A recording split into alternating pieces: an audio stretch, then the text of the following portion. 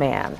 We are learning more about Officer Timothy Schock tonight. Investigators say he was in the water with the dive team when he suffered some kind of problem. It happened in Oak Grove Lake Park near Volvo Parkway and Battlefield Boulevard just before noon today, and Chopper 10 was over the scene shortly after this came in. Paramedics tried CPR, but it was too late. Officer Schock was pronounced dead at Chesapeake Regional Medical Center. Police are still investigating how this all happened. 10 on your side's Jason Marks is live at Chesapeake Police Headquarters right now, where there are a lot of heavy hearts tonight. Jason.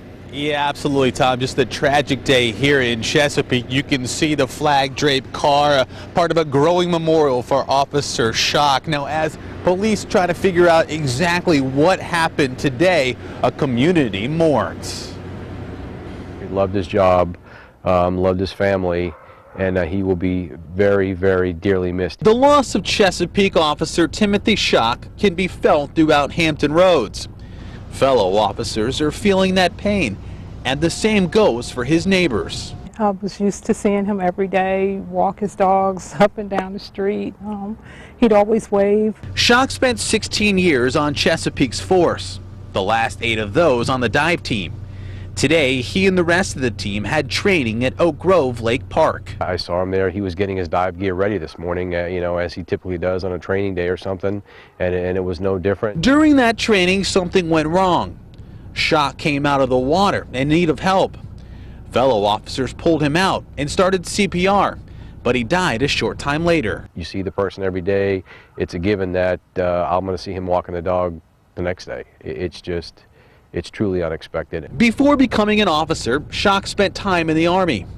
Friends say he carried the virtue of being there for others everywhere he went. He was a person that was respected, you know, and not so much because you had to respect him, but just because you wanted to, you know.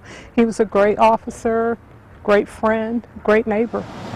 Officers from around Hampton Road showed up to the hospital to lean on each other. His neighbors are doing the same for his family. To have it hit so close to home at this time of year, it's truly sad. Police are now looking into what happened in the lake. For neighbors, Schock's death serves as a reminder how precious life is. It makes you wake up and really recognize that you need to take each day for granted, because at any time it could be your last. And the healing has just started here in Chesapeake, a process that will take a long time for everyone to finally heal from this latest loss here in Chesapeake. Now, we can tell you that the investigation continues. It should be a lengthy police investigation into what happened in that lake. Schock leaves behind a teenage son and a fiance. That's the latest here in Chesapeake. Jason Marks, 10 on your side. And the last Chesapeake police officer who died while on duty was Detective Jared Shivers. A man shot Shivers during a drug raid at a house in 2008.